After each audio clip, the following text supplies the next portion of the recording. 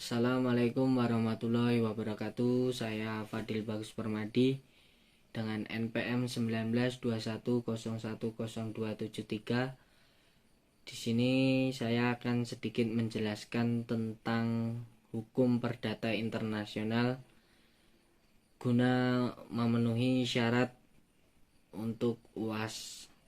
Selaku Bapak dosen pengampu, Bapak Idrus yang saya hormati, langsung saja bab pertama, yaitu tentang pengertian hukum antar tata hukum, yaitu di mana beberapa sistem hukum dengan posisi kedudukan yang sama. Hukum antar tata hukum merupakan hukum yang mempelajari sistem hukum pada suatu negara tertentu pada suatu saat tertentu.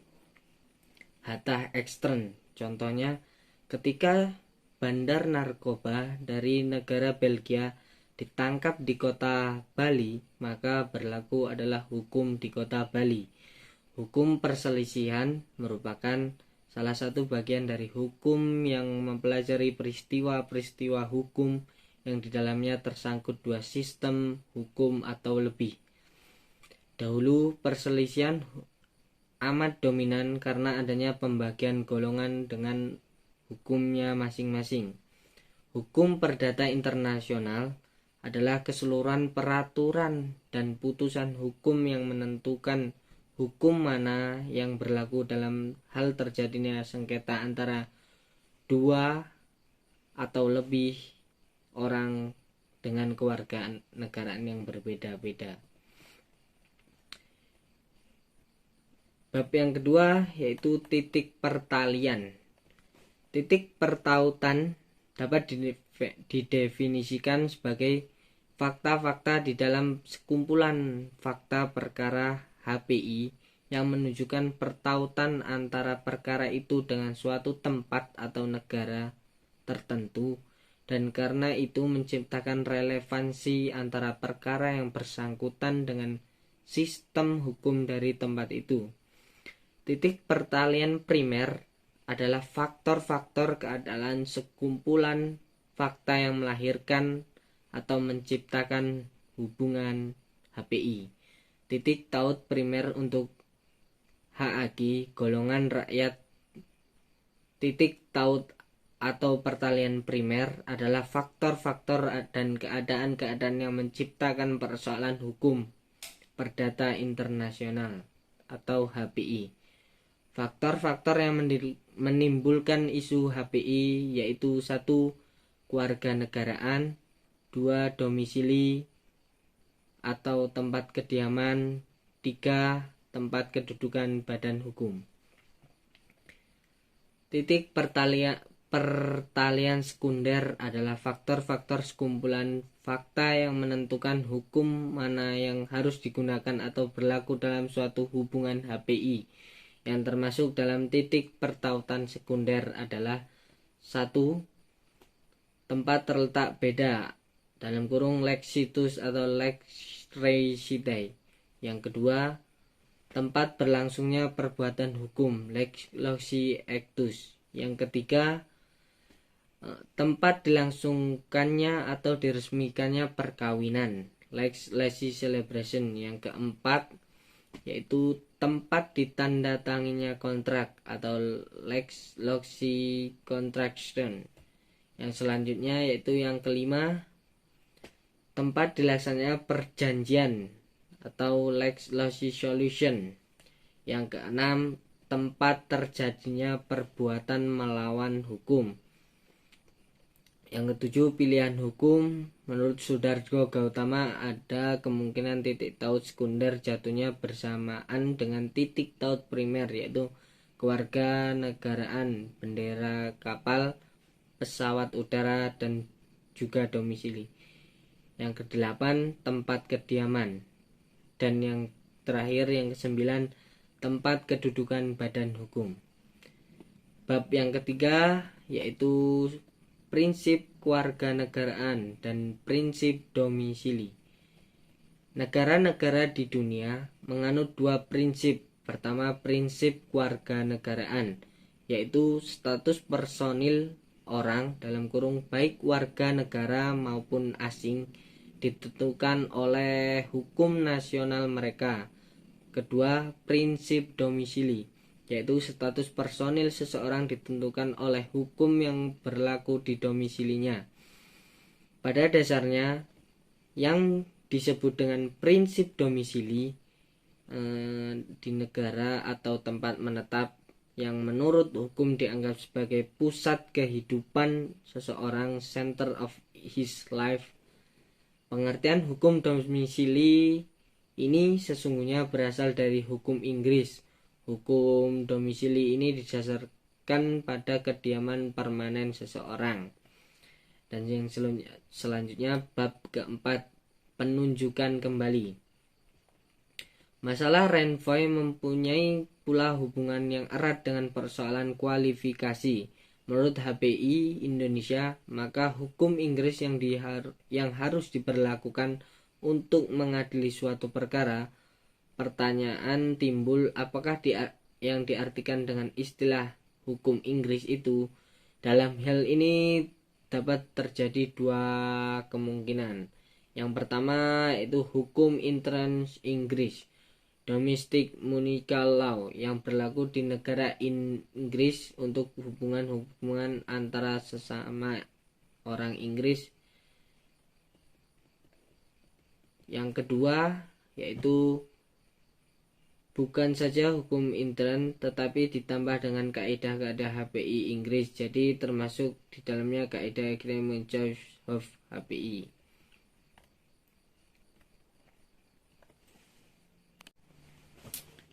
Kelompok 7. Penyelundupan hukum.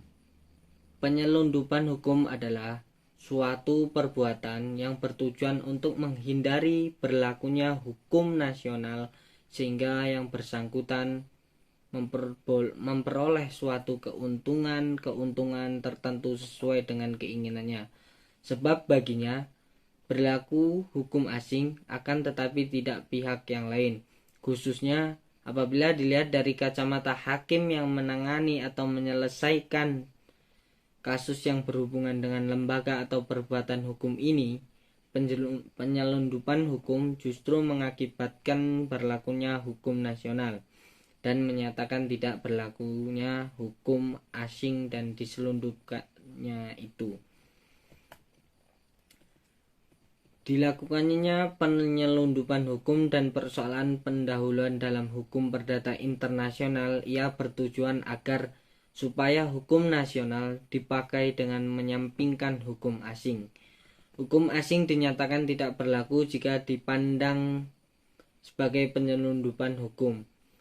Keduanya hendak mempertahankan hukum nasional terhadap kaidah-kaidah hukum asing.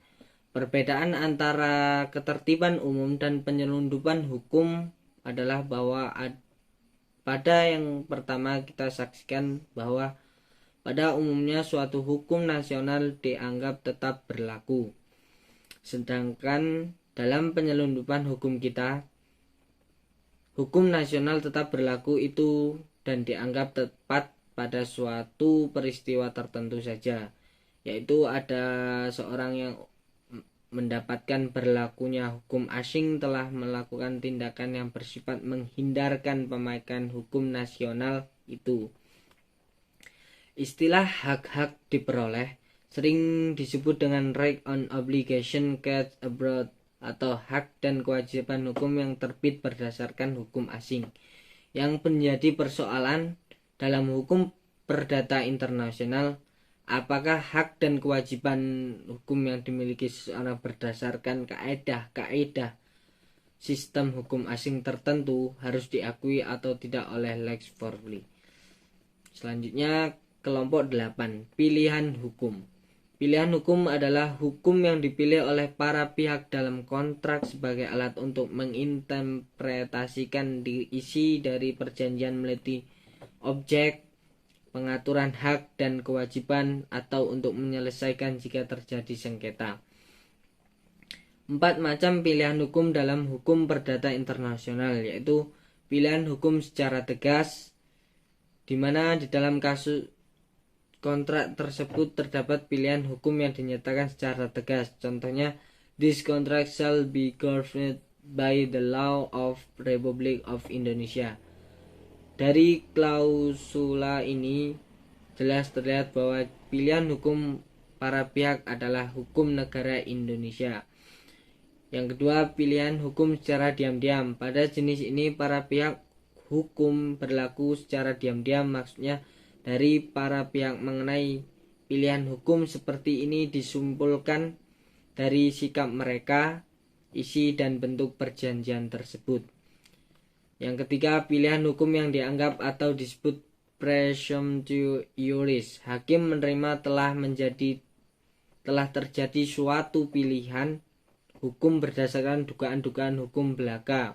Dalam hukum antar tata hukum hatta intern Indonesia dikenal lembaga penundukan hukum secara dianggap. Yang keempat, pilihan hukum secara hipotesis. Di sini sebenarnya tidak ada satu kemauan dari para pihak untuk memilih pilihan hukum. Hakimlah yang melakukan pilihan hukum. Selanjutnya kelompok 9. Kelompok 9, hak-hak yang diperoleh. Istilah Indonesia lainnya adalah pelanjutan keadaan hukum. Dalam HPI, hal ini bukan saja hak-hak yang bersifat kebendaan, tetapi juga hak-hak kekeluargaan dan status personil. Walaupun istilah ini dianggap jelek karena orang baru dapat berbicara tentang hak bila sesuatu diperoleh, dan kalau hak itu belum diperoleh maka belum ada hak. 1. Pengertian tentang istilah hak-hak yang diperoleh dalam bidang HPI. Istilah hak-hak yang diperoleh ini dipakai untuk mengedepankan bahwa perubahan dari fakta-fakta tidak akan mempengaruhi berlakunya kaidah yang semula dipakai.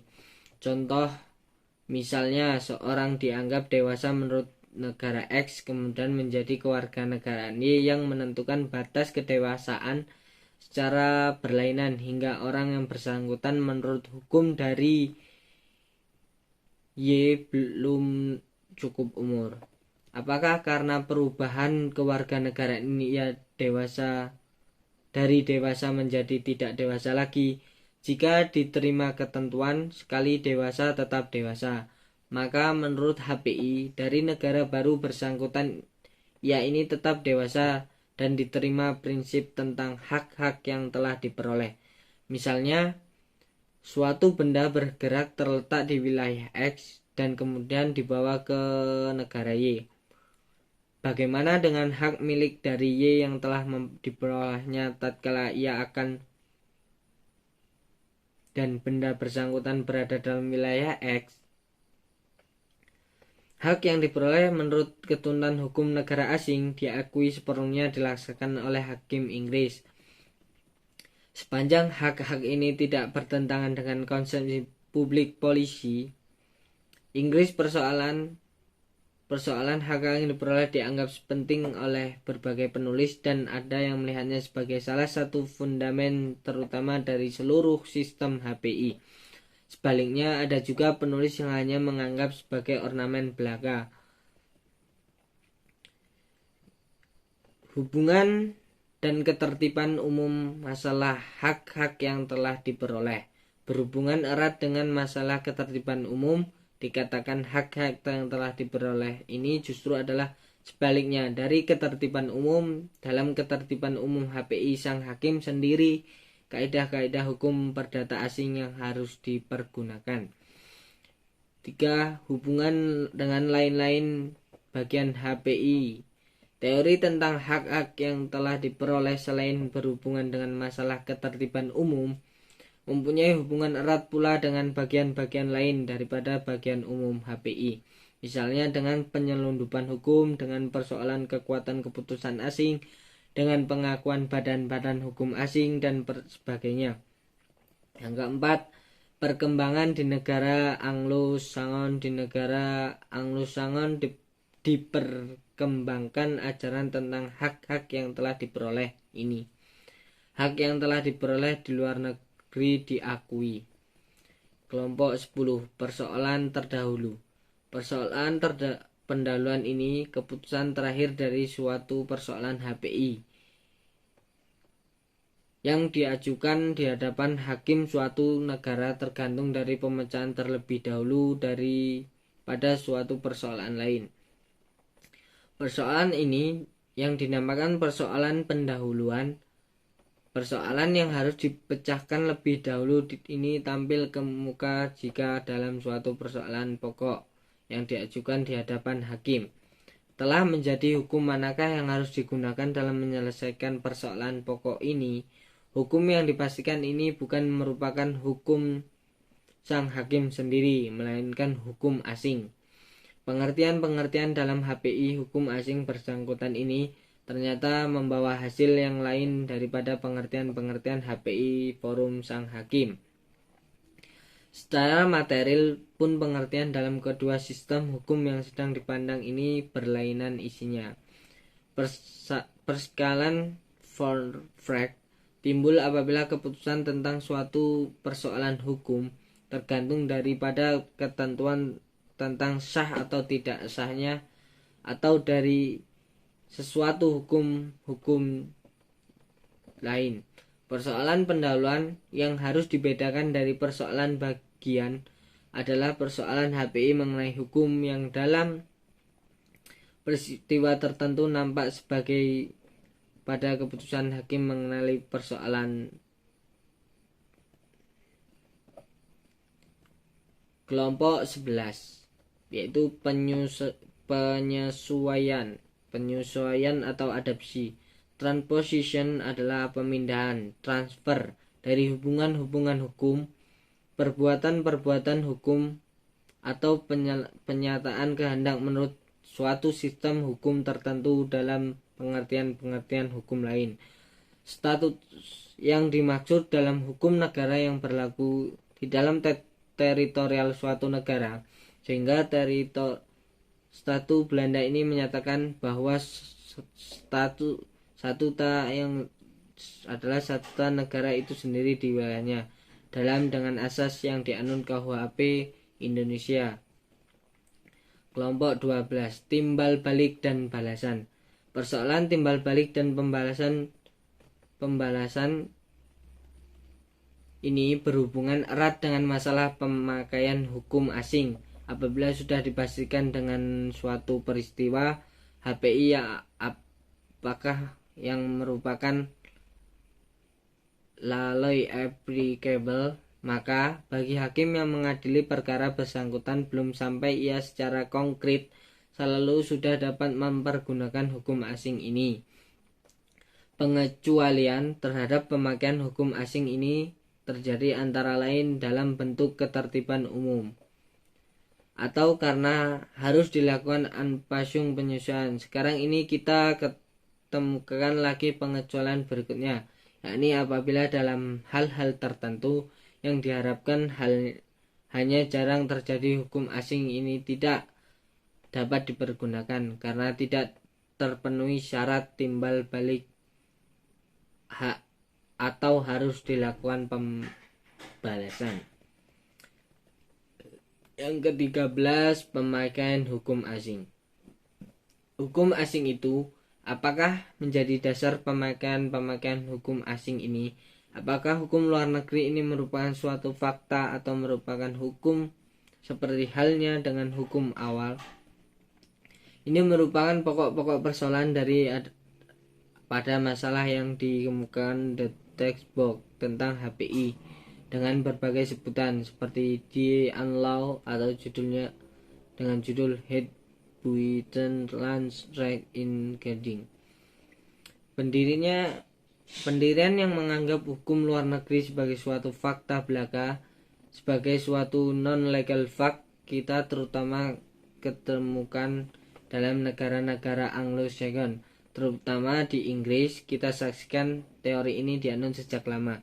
Semula pendirian yang ini dianut oleh konsekuen sedemikian rupa hingga hukum asing ini selalu diadilkan oleh para pihak yang dibuktikan bahwa foreign law ini benar-benar adalah is a fact.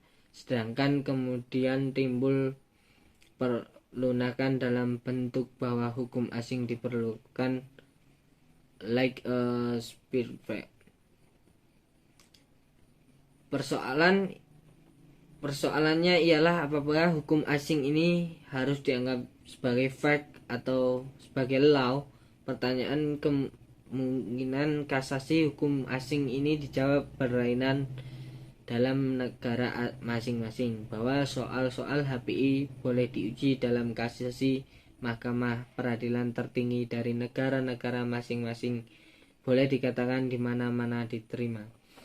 Baik, terima kasih. Kurang lebihnya mohon maaf.